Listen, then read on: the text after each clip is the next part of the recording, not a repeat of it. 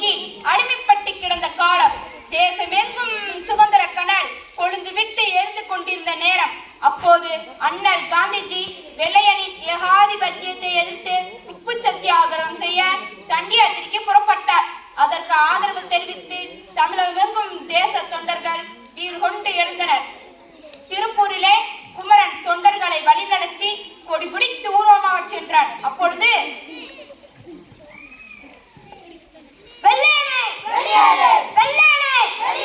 அந்நியரின் ஏகாதிபத்தியம், அந்நியரின் ஏகாதிபத்தியம், அடக்குமுறை ஆட்சி, அடக்குமுறை ஆட்சி.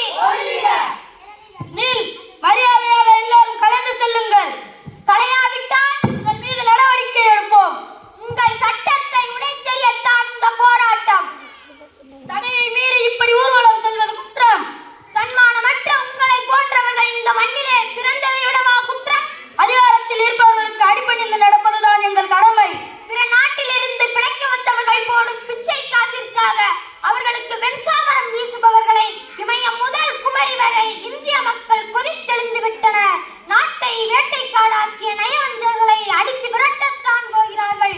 கூடிய சீக்கிரம் கோட்டையிலே எங்கள் மூவர்ண கொடி பட்டொளி வீசி பறக்கத்தான் போகிறது. அப்பொழுது இந்த கரங்கள் எங்களுக்கும் வெண்சாமரம் வீசத்தான் போகிறது. குமரா, உன் இளமை பருவத்தை சிறையிலேயே கழித்து வீணாக்கிக் கொள்ள முடிவு செய்து விட்டாயா? கல்லாத வயதிலே கையிலே கோலேந்தி தண்டி யாத்திரைக்கு புறப்பட்டிருக்கிறார் அண்ணல் மகாத்மா காந்தி என்றால், இந்த வயதிலே உங்களுக்கு பயந்து வீட்டிலே பதுங்கி கிடக்க நாங்கள் என்ன கோழைகளா? உயிர் மீது ஆசை இருந்தால் எல்லோரும் இப்போது இந்த இடத்தை விட்டு ஓடிவிடுங்கள். இந்த உடலுக்கு கண்ணிரண்டு, கையிரண்டு, காலிரண்டு என்று படைத்த ஆண்டவன் உயிரை மட்டும் ஒன்றாக படைத்து விட்டானே என்று ஏங்கிக் கொண்டிருப்பவர்கள் நாங்கள். இந்த உடலுக்கு மட்டும் பல உயிர்கள் இருந்தால் இந்த நாட்டின் விடுதலைக்காக அடுத்தடுத்து கொடுத்து கொண்டே இருப்போம். உயிர் மீது கொடியை இறக்கிவிட்டு ஓடப் போகிறீர்களா, இல்லை இந்த தடிக்கு இரையாக போகிறீர்களா? கொடி வெடித்து கொள்கை விளக்கம் செய்ய வந்த நாங்கள் உங்கள் தடியடிக்க பயந்து விடுவோம்.